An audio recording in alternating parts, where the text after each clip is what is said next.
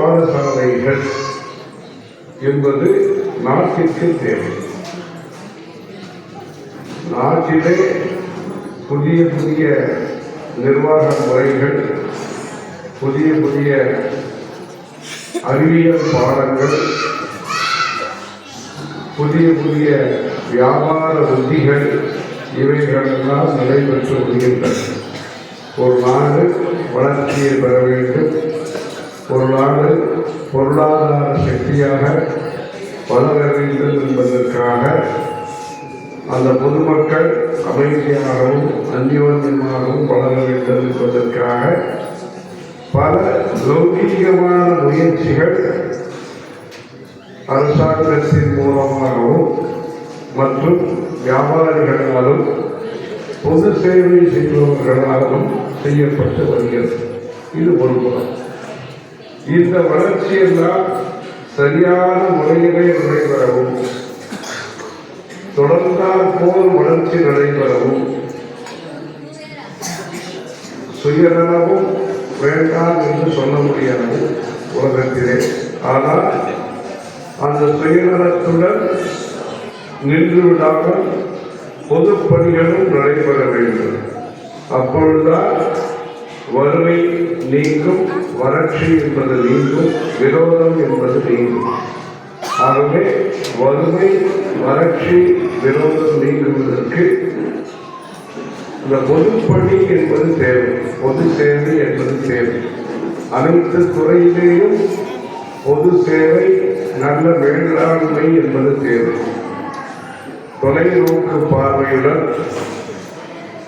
அடிப்படை அம்சங்களை நாம் விட்டுக் கொடுக்காமல், விஞ்ஞானம் என்றால் சில அடிப்படை அம்சங்கள் இருக்கின்றன, பொருளாதாரம் என்றால் சில அடிப்படை அம்சங்கள் இருக்கின்றன, நிர்வாகம் என்றால் சில அடிப்படை கருத்துக்கள் இருக்கின்றன. அதே போன்று வேதங்கள், சாஸ்திரங்கள், ஆலயங்கள், ஆகமங்கள், சங்கீதம், இது போன்ற ஆன்மீக துறை சம்பந்தப்பட்ட வளர்ச்சியிலேயே அதற்குரிய வழிகாட்டி நெறிகள் இருக்கின்றன. அந்த வழிகாட்டி நெறிகளின் படி கைட்லைன், வேறு இடத்துல கூட அவங்க சொல்றாங்க கைட்லைன்ஸ் வேல்யூ என்கிறார்கள். இந்த வேல்யூஸுக்கு கைட்லைன் என்பது கட்டாயம் தேவை. நிலத்திற்கு கைட்லைன்ஸ் வேல்யூ இருக்கிறது என்று லௌகீகமாக சொல்லும் பொழுது, இந்த ஆன்மீக பாரம்பரியத்தை சமுதாய நோக்கத்தோடு செயல்படக்கூடிய ஆன்மீகத்திற்கு அகிம்சையை, பரந்த மனப்பான்மையை, அனைவரையும் உள்ளடக்கிய வளர்ச்சியை கொண்ட ஆன்மீகத்திற்கு ஒரு வளர்ச்சியை நாம் எதிர்பார்க்கும் பொழுது அந்த ஆன்மீகமானது சிறந்த முன்னுதாரணமாக அமைய வேண்டும். அதற்கு கடுமையான உழைப்பும் இனிமையாக பழகுதலும் இரண்டும் தேவை. கடுமையான முயற்சியின் மூலமாகத்தான் ரிஷிகள், முனிவர்கள், சித்தர்கள் இந்த உயர்ந்த நிலையை அடைந்திருக்கிறார்கள்.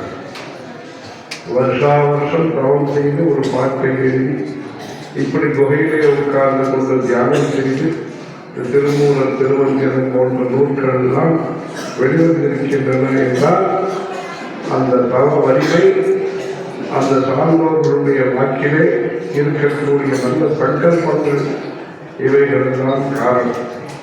ஆகவே வெறும் செய்யுளாக, வெறும் பாட்டாக நாம் அதை பார்க்காமல் அதனுடைய பின்னணியை, அது எப்படி தோன்றியது, எந்த சூழ்நிலையிலே தோன்றியது. ஒரு வால்மீகி ராமாயணம் இருக்கிறது என்றால் அது எந்த சூழ்நிலையிலே உருவாகும். இந்த வால்மீகி ராமாயணம் என்பது பல ஆயிரக்கணக்கான செய்யுள்களை கொண்டது, அழகாக வர்ணிக்கப்பட்டிருக்கிறது. மனித வாழ்க்கையினுடைய இயல்பு, மனித வாழ்க்கையினுடைய மேன்மை, மனிதன் மனிதனாக வாழ்தல் எப்படி, மனிதன் தெய்வத்தினுடைய அனுகிரகத்தை பெறுவது எப்படி, மனிதன் தெய்வாம்சத்துடன் கூடிய உயர்ந்த நிலையை அடைவது எப்படி என்று மனிதர்களுடைய பல்வேறு உயர்ந்த நிலைகளை விரிவாக விளக்குவது அந்த ராமாயணம். ஆனால் அந்த ராமாயணம் உருவாவதற்கு, அந்த கவிதைகள் உருவாவதற்கு ஒரு எண்ணம் காரணமாக இருந்திருக்கிறது. ஒரு மரத்திலே இருக்கக்கூடிய 2 பறவைகளுடைய வாழ்க்கை முறையிலே ஏற்பட்ட இன்ப துன்பங்களை ஒரு முனிவர் கண்டு, அவர்கள் படக்கூடிய துயரத்தை கண்டு வேதனைப்பட்டு அந்த ஜீவ காருண்யத்தின் அடிப்படையிலே உருவானதுதான் அந்த வால்மீகி ராமாயணம்.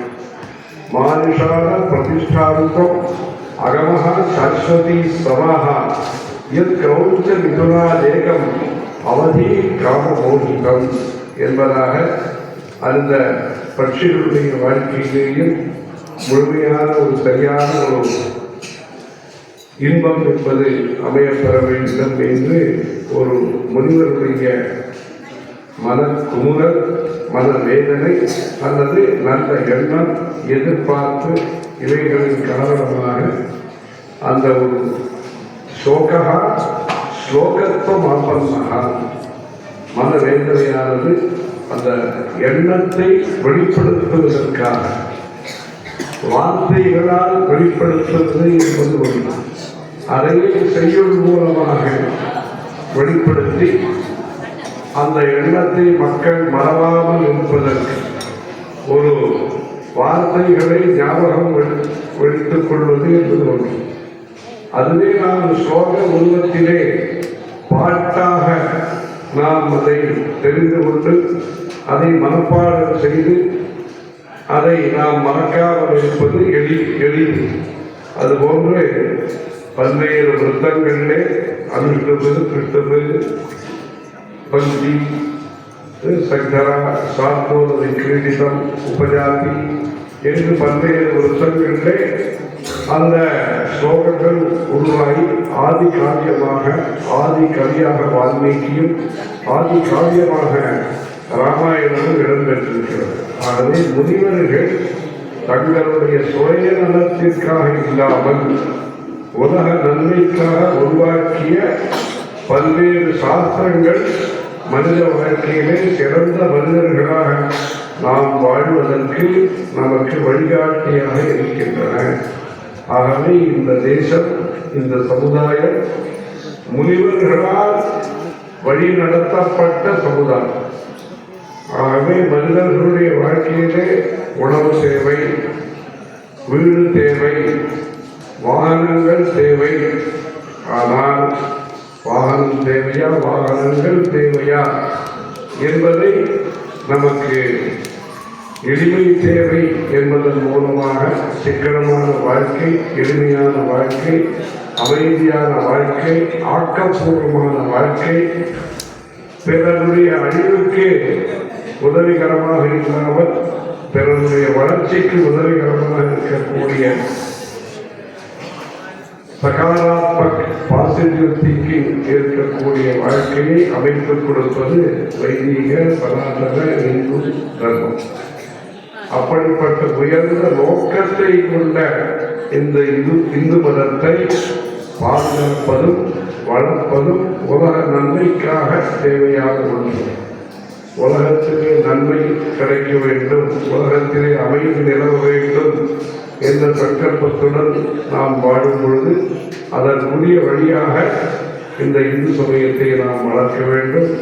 அதற்கு எண்ணத்திலே நாம் சிறந்து விளங்க வேண்டும். அந்த எண்ணத்திலே ஒரு புஷ்டியான எண்ணங்கள் இருக்க வேண்டும். புஷ்டியான ஆகாரம் என்பது போன்று புஷ்டியான எண்ணங்கள் இருக்க வேண்டும். மால் நியூட்ரிஷன் என்று சொன்னார், ஊட்டச்சத்து.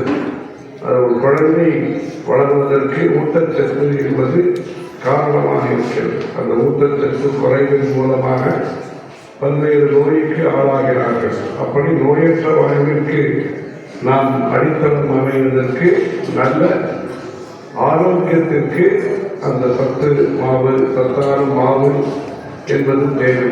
அது ஒன்று சத்தான எண்ணங்கள், சத்தான மனிதர்களை, சிறந்த பிரதிகளை, சிறந்த சிட்டிசன் குடிமக்களை உருவாக்குகிறது. அப்படி அந்த வேதங்களின் மூலமாக புராணங்களின் மூலமாக, அதுவும் ஒரு புராணம் அல்ல, 2 புராணம் அல்ல, 18 புராணங்களின் மூலமாக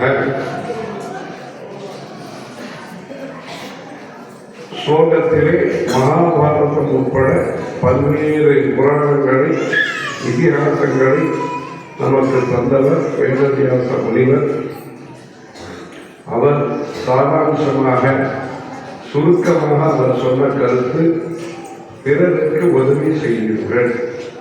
அஷ்டாதச புராணேஷு வியாசஸ்ய வசனத்வயம் பரோபகார புண்ணியாய பாபாய பரபீடனம். பிறரை துன்புறுத்த வேண்டாம், பிறருக்கு உண்மையின் உதவியை செய்யுங்கள். பரோபகார புண்ணியாய, அதைத்தான் சரீரம் ஆத்தியம் கரு தர்ம சாதனம், பரோபகாரார்த்தம் இளம் சரீரம் என்று சொல்லப்பட்டிருக்கிறது.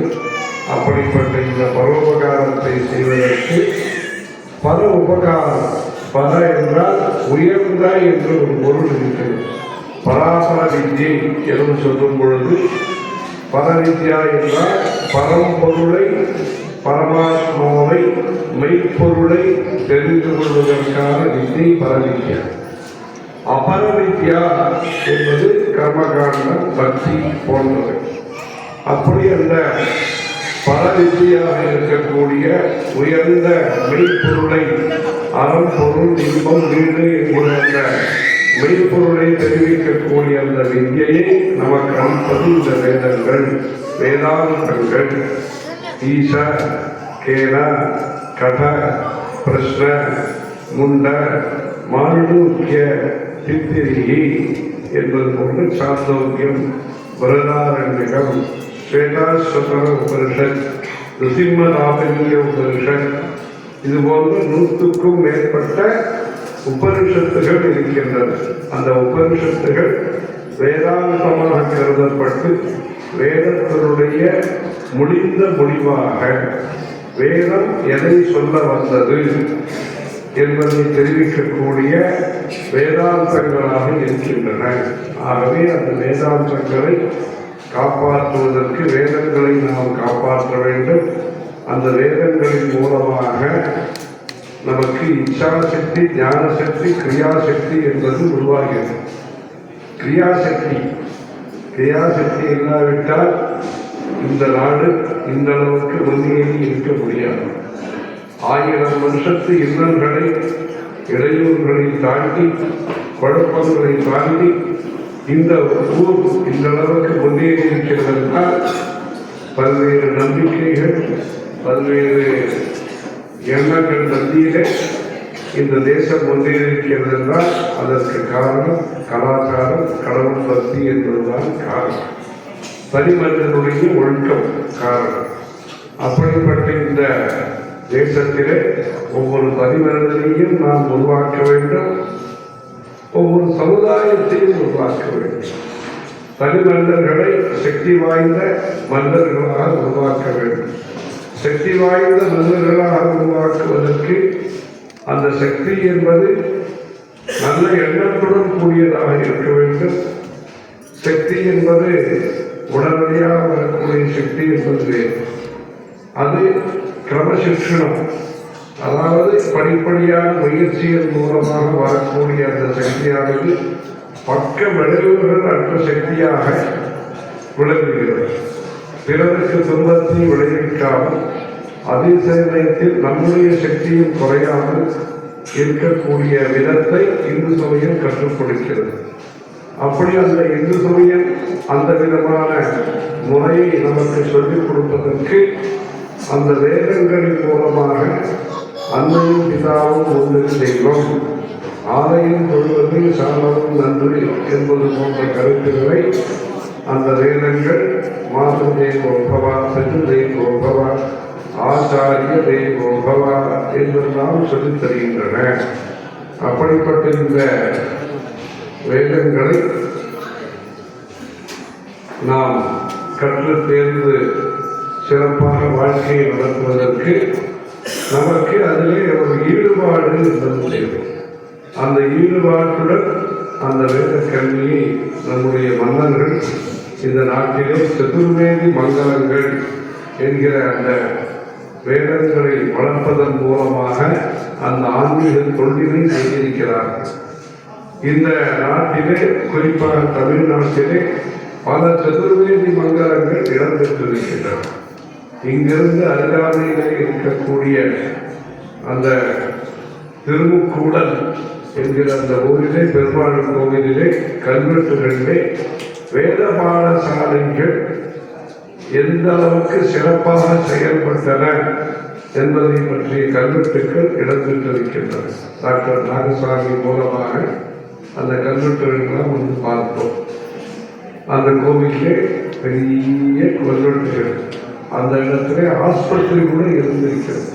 அதை பற்றிய கல்வெட்டு இங்கு இடம்பெற்றிருக்கிறது. அப்படி இந்த நாட்டிலே அமைதியை விரும்பக்கூடிய அந்த நாட்டிலே விருப்பத்தை மாற்றம் சொல்லாமல், சங்கல்பத்தை மாற்றம் சொல்லாமல் அந்த விருப்பம் சங்கல்பத்திற்குரிய பரியாவரணம் என்விரான்மெண்ட் அந்த சூழ்நிலையும் ஏற்படுத்தியிருக்கிறார்கள். கிராமம் என்கிற ஒரு சூழ்நிலையாக இருக்கட்டும், பல்வேறு கைத்தொழில்களாக இருக்கட்டும், பல்வேறு ஆகமங்களாக இருக்கட்டும், பல்வேறு வேத பாராயணங்களாக இருக்கட்டும், இதன் மூலம் எதை சொன்னார்களோ, எதை சிந்தித்தார்களோ அதற்குரிய வாழ்க்கை முறையை நடத்தி காட்டியிருக்கிறார்கள் நம்முடைய இந்திய சமுதாயத்தில். அதன் மூலம் 40 சம்ஸ்காரங்கள் அந்த குழந்தை உருவாவதிலிருந்து, குழந்தை பிறப்பதிலிருந்து, குழந்தைக்கு பெயர் வைப்பதிலிருந்து அந்த சம்ஸ்காரங்கள் என்பது இந்த சரீரமானது பவித்திர சரீரமாக இருக்க வேண்டும். பவித்திர பாணி என்று சொல்கிறார்கள், வைதிகத்திலே பவித்திர பாணி என்று சொல்கிறார்கள். அந்த உடலானது, அந்த எண்ணமானது, சரீரம், புத்தி, மனசு, இந்த மூன்றும் நல்ல முறையிலே அமைவதற்கு தகுந்த ஒருங்கிணைந்த முயற்சி. உடம்பாக இருக்கட்டும், புத்தியாக இருக்கட்டும், மனசாக இருக்கட்டும், பரஸ்பர விரோதம் இல்லாமல் எந்த எண்ணத்தை நாம் சிந்திக்கிறோமோ அதை உணர்ந்து செய்து அது மனதிலையும் அதை சிந்திக்க வைத்து அப்படி ஒரு விஞ்ஞான அடிப்படையிலே அமைந்த தர்மம், மதம், இந்து மதம். அப்படிப்பட்ட இந்த விஞ்ஞான அடிப்படை, சமுதாய அடிப்படை. நான் பசி இல்லாமல் இருக்க வேண்டும், நான் நோய் நொடி இல்லாமல் இருக்க வேண்டும் என்று தன்னுடன் நிறுத்திக் கொள்ளாமல் இந்த வையகமும் உயர்த்தீர்களே என்பதாக ஒரு அனைத்தும் கஷ்டம் இல்லாமல் இருக்க வேண்டும் என்று செயல்படுத்தக்கூடிய தர்மமாக இந்த இந்து சனாதன வைதிக தர்மம் விளங்கி வருகிறது. அதற்கெல்லாம் இந்த மந்திர சக்தி காரணமாக இருக்கிறது. மகர்ஷிகளுடைய தபசு என்பது காரணமாக இருக்கிறது. மனிதர்களுடைய வாழ்க்கை நெறிமுறைகள் காரணமாக இருக்கின்றன.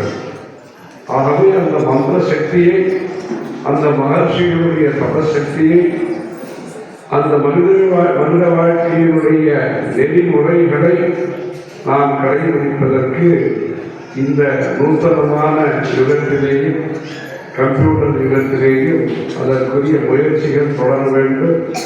அந்த முயற்சிகளை நாம் எண்ணிக்கை எவ்வளவு என்பதை விட அதற்குரிய தரம், திறன் எந்த அளவுக்கு என்பதை நாம் சிந்தித்து விதைகளை வலுப்படுத்தி நல்ல விதைகளை உருவாக்கி அதன் மூலம் மரபுகளை காப்பாற்றி மரபணுவை மாற்ற வேண்டும் என்று சொல்கிறார்கள் வெளிநாட்டில். நம்முடைய நாட்டை பொறுத்தவரையிலே மரபை நாம் காப்பாற்றி, அந்த மாண்புகளை நாம் காப்பாற்றி, சிறந்த மனிதர்களை தெய்வ பக்தியும் நல்ல ஒழுக்கமும் விஞ்ஞான பார்வையும் கொண்ட, விஞ்ஞான பார்வை என்பது சாஸ்திரத்திலேயே இருக்கிறது. காரிய காரண பாகம், தர்க்க சாஸ்திரம், மீமாம்சா, வியாக்கரணம், வேதாந்தம், அலங்கார சாஸ்திரம், சாகித்யம், பல்வேறு சாஸ்திரங்கள் இருக்கின்றன. ஷட் தரிசனம் என்று அதற்கு பெயர். அப்படிப்பட்ட இந்த சாஸ்திரங்கள் மூலமாக அந்த பகுத்தறிவுடன் இந்த சாஸ்திரங்கள் வளர்க்கப்பட்டிருக்கின்றன. அதாவது நம்பிக்கை என்பது சாஸ்திரத்தின் மீது நம்பிக்கை என்பது இருக்கிறது. நாம் கண்கூடாக பார்க்கக்கூடியவை சிலது, காலப்போக்கிலே நாம் தெரிந்து கொள்ளக்கூடியவை சிலது, அதிர்ஷ்டத்தின் மூலமாக, முன்னேற்றின் மூலமாக, ஈஸ்வர அனுகிரகத்தின் மூலமாகவே பெறக்கூடிய சிலது.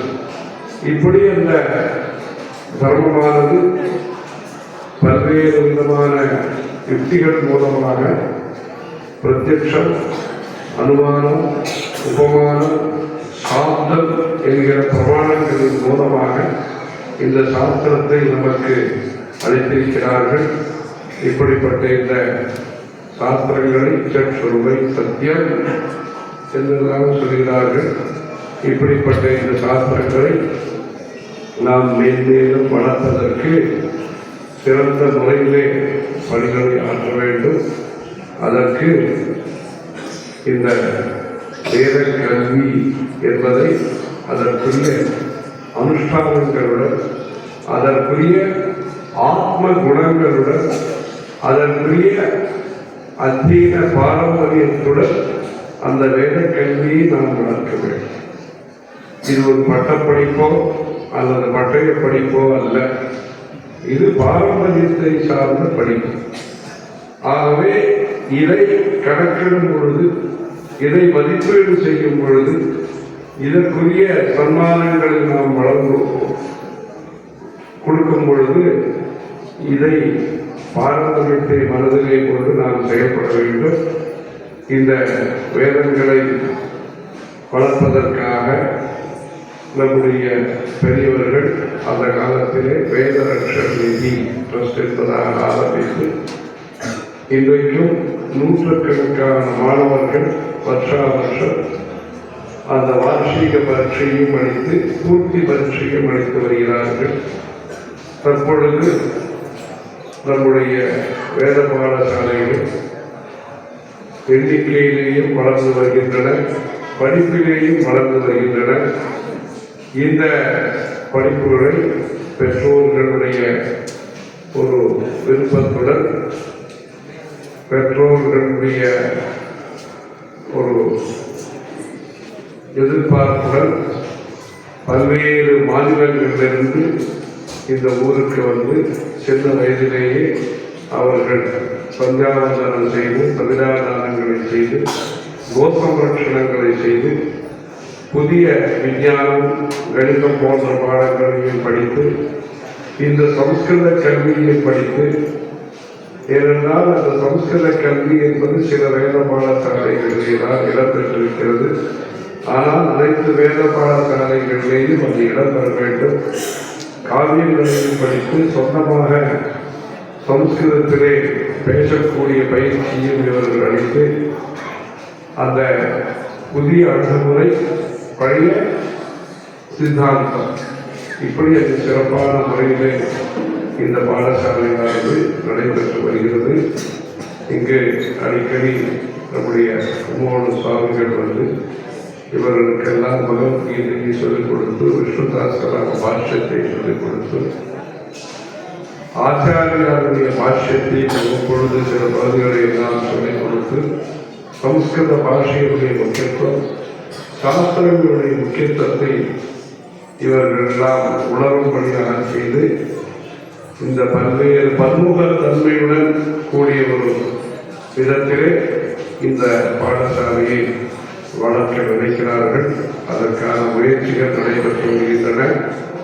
இதெல்லாம் சரியான முறையிலே திட்டமிடப்பட்டு அதற்கு லௌகீகமாக இருப்பவர்களும் பல்வேறு உதவிகளை செய்து, கட்டடங்களாக இருக்கட்டும், சன்மானங்களாக இருக்கட்டும், லௌகீகமான பாதுகாப்பாக இருக்கட்டும், இப்படி பல விதத்திலேயும் உறுதுணையாக பெற்றோர்களும் ஆசிரியர்களும் நிர்வாகத்தை சார்ந்தவர்களும் இதை மேலும் மேலும் வளர்த்து நம்முடைய நாட்டிலே நம்முடைய கலை, நம்முடைய கலாச்சாரம், நம்முடைய பாரம்பரியம் இவைகள் தொடர்ந்து தடையின்றி இந்த நாட்டிலே தொடர்ந்து இந்த பாரம்பரியமானது நிலை பெற்று பல்வேறு மாநிலங்களிலே இருக்கக்கூடிய அந்த மாநிலத்திற்குரிய கலாச்சாரத்தையும் இவர்கள் பயின்று.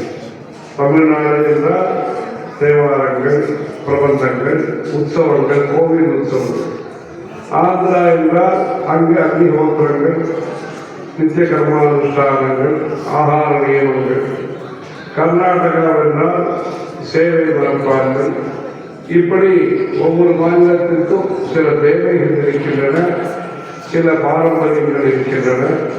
அவைகளையும் கற்று தேர்ந்து 64 கலைகளை பற்றி குறிப்பிட்டார்கள். அந்த சதுர்சக்தி கலாவிஞ்ஞானி நமனா என்று அம்பாளுக்கு பெயர் இருக்கிறது. அதுபோன்று சித்திரம் வரைதல். தற்பொழுது அந்த சித்திரம் வரைதலை கற்பகாம்பாள் படத்தை வரைந்து காண்பித்தார்கள். இப்படி இந்த சித்திரம் வரைதல் இன்னும் பல கலைகளை, சங்கீதம் போன்ற கலைகளை எல்லாம் கற்று தேர்ந்து இந்த சதுர்வேத பாடசாலையானது இந்த அனுஷ்டான முறையுடன் கோசம்ரட்சணம், நித்திய கர்மானுஷ்டானம், அக்னி உபாசனை, சம்ஸ்கிருத பரிச்சயம், விளையாட்டு போட்டிகள், பாஷ்யத்திலே சாஸ்திரங்களிலே அறிமுகம், இப்படி சிறந்த ஒரு தொலைநோக்கு பார்வையுடன் நம்முடைய பாரம்பரியத்தை நல்ல முறையிலே, ஆரோக்கியமான முறையிலே, ஆரோக்கியத்துடன் கூடிய முறையிலே, அனுஷ்டானத்துடன் கூடிய முறையிலே, ஆத்ம குணத்துடன் கூடிய முறையிலே நல்ல முறையை வளர்த்து மேன்மேலும் இதற்கு லௌகீகமான சௌகரியங்களும் கம்பெனிகளும் சரி, தனி மனிதர்கள் மூலமாகவும் சரி, இந்த உதவிகள் எல்லாம் கிடைத்து இதற்கு நம்முடைய நாட்டிலே வளர்ச்சி என்பது பலவிதமாக ஏற்பட்டு வருகிறது. அது அரசாங்கத்தின் மூலமாக, தன்னார்வ தொண்டு அமைப்புகள் மூலமாக பல வளர்ச்சி பணிகள் நடைபெறுகின்றன. கோவில்கள், அதிலேயே குறிப்பாக வேறுபாடு சாலைகள் போன்ற நற்பணிகள் மேலும் சிறந்து விளங்குவதற்கு பக்தர்களுடைய ஈடுபாடு என்பது மிகவும் தேவையான ஒன்று. இதற்கு நம்முடைய வளம் என்ன இருக்கிறதோ, செல்வம் என்ன இருக்கிறதோ, அதை இது போன்ற யுகயுகமாக வந்து கொண்டிருக்கக்கூடிய ஒரு கலாச்சாரம். வேதம் என்பது நாம் எழுதியது அல்ல, அபௌருஷேயம். அந்த அபௌருஷேயமான வேதத்தை குரு சிஷ்ய பரம்பரையின் மூலமாக காப்பாற்றி வருகிறார். அப்படிப்பட்ட இந்த குரு சிஷ்ய பாரம்பரியம் நல்ல முறையிலே நடைபெறுவதற்கு செல்வம் என்பது குறைவின்றி கிடைப்பதற்கு, நிதி என்பது குறைவின்றி தங்கு தடையின்றி கிடைப்பதற்கு ஆஸ்திக அன்பர்களும் ஆஸ்தியுடைய அன்பர்களும் இதிலே மேலும் மேலும் ஈடுபட்டு தர்மத்தை, இதில் மேற்படிப்புகளும் சிறப்பாக நடைபெற வேண்டும். வேத கல்வியை பொறுத்தவரையிலே நம்முடைய பெரியவர்களுடைய முயற்சியின் மூலமாக பல்வேறு கர்மாக்கள் தயாராகி இருக்கிறார்கள், தற்பொழுதும் தயாராகி கொண்டிருக்கிறார்கள். ஆனால் வேத கல்வியிலே நாம் சில பகுதிகளை இன்னும் நாம் பிரச்சாரம் செய்ய வேண்டி இருக்கிறது. ஒவ்வொரு வேதத்திலேயும் சில பகுதிகளை நாம் பிரச்சாரம் செய்ய வேண்டி இருக்கிறது. ஆகவே சில பிரதேசங்களிலே சில வேத சாகைகள் குறைவாக காணப்படுகின்றன. ஆகவே அனைத்து வேத சாகைகளும் நல்ல பிரச்சாரத்தை அடைவதற்கு அந்த பொருளாதார சக்தியும் வளர்ந்து கிரகஸ்தர்களாக இருப்பவர்களுக்கும் இந்த வேத கல்வியினுடைய அறிமுகம் கழிப்பதற்காக விடுமுறை காலங்களிலே சந்தியாவந்தன பயிற்சி இதெல்லாம் கூட இங்கு நடைபெறுகிறது. நூற்றுக்கணக்கான மாணவர்கள் சென்னை போன்ற நகரத்திலிருந்து வந்து இருந்த வாரம் எல்லாம் தங்கி இங்கு அவர்கள் இந்த வைதீக சூழலிலே அவர்கள் பழகி வருகிறார்கள். இதெல்லாம் லௌகீகமான வாழ்க்கையை மேற்கொண்டிருப்பவர்களும் அவர்களுக்கு இந்த வைதீக பாரம்பரியத்துடன் இருக்க வேண்டிய கலை கலாச்சாரத்தை அறிமுகப்படுத்துவது, ஆர்வத்தை வளர்ப்பதற்கும் இந்த சம்மர் கேம்புகள் உதவிகரமாக இருக்கின்றன. இப்படி இந்த புதுமையும் சித்தாந்தத்திலே பழமையும் பிரச்சாரம் செய்வதிலே புதுமையும் கொண்டு செயல்படக்கூடிய இது போன்ற சென்னைக்கு அருகாமையில் இருக்கக்கூடிய இந்த பாலாற்றங் கரையிலே காஞ்சிபுரத்திற்கு அருகாமையிலே சென்னைக்கு சமீபத்தில் இருக்கக்கூடிய இந்த பாடசாலையானது மேலும் பல விதத்திலேயும் சிறந்து விளங்கி தர்மோ ரட்சதி ரட்சிதா. ஏற்கனவே சென்னையிலே இந்த நன்கொடையாளர்களுடைய வீட்டை எல்லாம் நடத்தினார்கள். அப்பொழுது ஆஸ்திக சமாஜத்தில் இருந்தபொழுது அதற்காக ஒரு சந்தேசமெல்லாம் அளிக்கப்பட்டது. தற்பொழுது இந்த ஊருக்கு வந்து இது வித்தியார்த்திகளால் பார்க்க வேண்டும், இந்த இடத்தை எல்லாம் பார்க்க வேண்டும் என்று இந்த வரும்படியிலே இந்த காஞ்சிபுரத்தினுடைய விரிவுபடுத்தப்பட்ட சாலையும் பார்த்தோம், நம்ம கட்சியையும் பார்த்தோம், பாடசாலையும் பார்த்தோம். இந்த புதியதாக அமைக்க உத்தேசிக்கப்பட்டுள்ள வாழ்நாளத்தினுடைய இடத்தையும் பார்த்து கொடுத்தோம். பல விதத்திலேயும் இதற்கு மக்கள் உறுதுணையாக இருந்து, ஆசிரியர்கள் உறுதுணையாக இருந்து, பெற்றோர்கள் உறுதுணையாக இருந்து, படிக்கக்கூடிய மாணவர்களும் சத்தையுடன் பக்தியுடன் உற்சாகங்களும் இந்த வேதாத்தியனத்தை செய்து நம்முடைய தர்மத்தை அனைவரும் அதற்கு அவரவர்களுக்குரிய முறையிலே பின்பற்றி தர்மோ ரட்சதி ரட்சிதா என்பதாக தர்மத்தை நாம் காப்பாற்றி அந்த தர்மம் நம்மை, நம்முடைய சமுதாயத்தை, நம்முடைய வம்சத்தை, நம்முடைய தேசத்தை, இந்த உலகத்தை நன்றாக வைத்திருப்பதற்கு சிறுதொழி பெருவெள்ளம் என்பது போன்று அந்த நல்ல முயற்சியை அமிர்த சிந்து ஆனந்த சிந்து என்பதாக இந்த முயற்சியை நல்ல முறையிலே தொடங்கியிருக்கிறார்கள். நல்ல முறையிலே தொடர்வதற்கும் அழகான காட்சியில் புகழாக வாழ்ந்திடும் அன்னை காமாட்சி உமையை என்கிற காமாட்சி அம்மனையும் சதாசிவ பிரமாதமான சங்கராச்சாரிய மத்தியமம் அஸ்மத் ஆச்சாரிய பர்யந்தாம் வந்தே குரு பரம்பரா என்கிற குரு பரம்பரையும் பிரார்த்திக்கிறோம். பார்வதி பதையை ஜானகி காந்த ஸ்மரணம் ரமண கோவிந்த கோவிந்த சங்கர ஜெய சங்கர.